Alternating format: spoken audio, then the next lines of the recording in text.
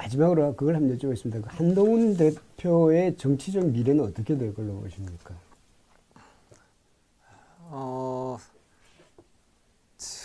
굉장히 불확실한데, 왜냐하면 어쨌든 지금 한동훈 대표가 국민의힘의 자기 지지 기반을 강하게 갖고 있는 게 아니거든요. 예전에 1990년대 초에 노태우 정부 때 김영삼 대표 같은 경우는 민주계라는 강력한 지지 기반이 있었기 때문에 대통령하고 막 싸우면서도 대통령하고 싸우고 막 대통령이 자기 얘기 안 들어주면 마산으로 내려가갖고 그렇죠. 항의도 하고 그랬었는데 그러면서 박근혜 대통령도 그랬죠. 예, 박근혜 대통령도 그렇게 했죠. 대통령하고 싸우는 거 두려워하지 않았는데 문제는 한동훈 대표는 윤 대통령하고 싸우는 게 문제가 아니라 그게 윤 대통령하고 싸웠을 때 한 대표를 도와줄 당내 세력이 있냐 굉장히 약한 거거든요 지금. 약하니까 지금 상황이 이렇게 되고 있는 건데 이런 상태에서 다시 이제 윤 대통령과 대결하면서 탄핵에 찬성한다 하면은 아마 이제 그런 걱정이 있을 거예요. 자칫하면은 몇 년 전에 박근혜 대통령 탄핵 때 유승민 씨처럼 바른미래당처럼 자기가 오히려 나중에는 지금은 그 탄핵에 찬성하더라도 나중에는 국민의힘에서는 팽당할 수가 있다라는 걱정을 할 겁니다. 할 텐데 제가 볼 때는 그래도 그럴 가능성도 있지만 또 한편으로는 어떤 보수층의 상식적인 생각을 가진 지지층의 지지를 좀 얻으면서 조금 길게는 오히려 이번 기회가 국민의힘에서 자신의 세력을 넓힐 수 있는 또 그런 기회가 될 수가 있는 거거든요. 근데 만약에 윤 대통령이 그냥 탄핵되지 않고 권력에 복귀한다 하면은 그땐 정말 정치적 미래가 제가 볼 때는 없을 것 같아요. 계엄령을 선포하면서 여당 대표를 체포하라고까지 대통령이 명령했는데 그렇게 한 대표를 싫어하는데 자기가 대통령에 딱 다시 복귀하면은 한 대표를 그냥 두겠습니까? 어떤 식으로든지 다시 제거하겠죠. 그리고 지금 국민의힘 중진 의원들의 반응도 나오지만은 국민의힘 중진 의원들은 소장파는 모르겠습니다. 중진 의원들은 한동훈 대표를 썩 좋아하지 않거든요. 그 성격도 그렇고 한 대표가 스타일이 이게 국민의힘 의원 스타일이 아니죠. 그렇죠. 이게 사람을 이렇게 아우르는 스타일은 아니거든요. 굉장히 사람을 이렇게 뭐 톡톡 쏘고 똑똑하긴 하지만 그러니까 굉장히 중진 의원들은 좀 싫어하기 때문에 만약 윤 대통령이 다시 이렇게 권력에 복귀하면은 이런 중진 의원들하고 윤 대통령하고 손잡고 이제 한 대표는 완전히 이제 정치적으로 아웃될 수밖에 없다라고 생각하기 때문에 저로서는 한 대표는 정치적으로만 보면은 굉장히 불확실하지만은 그래도 살 수 있는 길을 나름대로는 택한 것이다라고 그렇죠. 볼 수밖에 없지 않을까 하는 생각이 듭니다. 어떻게 생각해요? 저도 그렇게 생각합니다.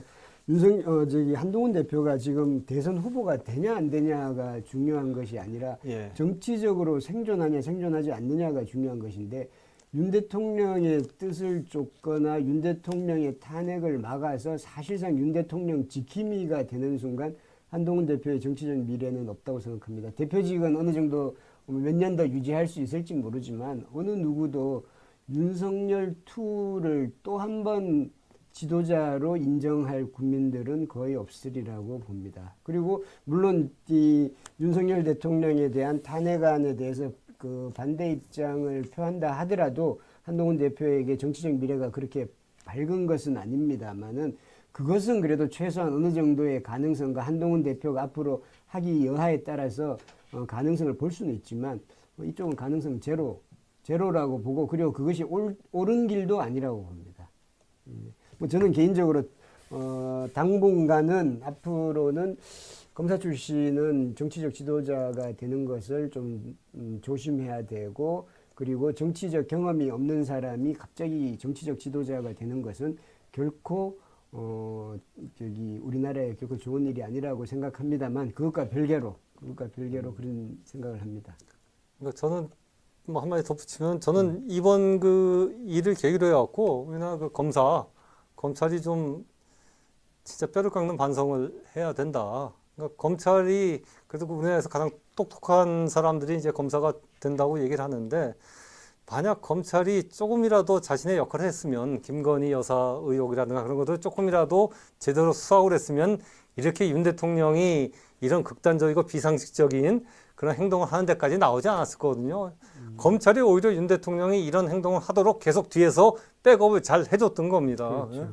그러니까 이제라도 진짜 윤 대통령에 대한 내란죄 수사를 이제 검찰은 좀 철저하고 이제 중립적으로 해야 할 필요가 있지 않을까. 그게 검찰이 그나마 그래도 살기는 쉽지 않을 것 같습니다만 그나마 조금 국민 신뢰를 회복할 수 있는 길이 아닐까 생각합니다. 예, 오늘 1시간 가까이 그리고 이 상황이 계속 진행되는 와중에 이런저런 많은 진단과 그리고 앞으로 향후의 전망에 대해서 박찬수 대기자께서 말씀해 주셨습니다. 마무리로 이제 마무리를 한마디 하신다면 어떤 말씀 하실 수 있겠습니까? 일단 내일 저녁 7시 그 국회 탄핵 표결이 중요하죠.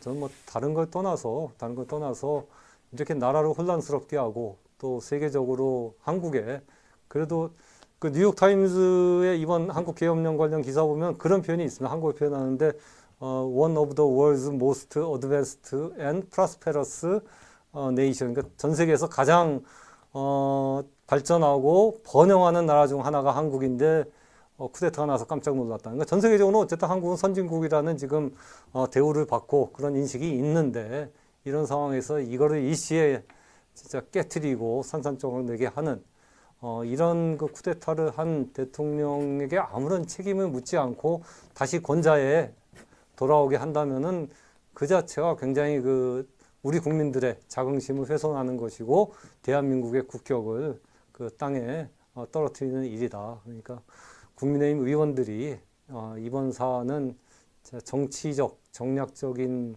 그런 기준이 아니라 정말 국가와 나라를 위해서 좀 판단을 해줘야 되지 않을까 하는 생각을 합니다. 예, 말씀 고맙습니다. 내일 오후 7시에 있는 윤석열 대통령 탄핵안 표결 국회에서 열립니다.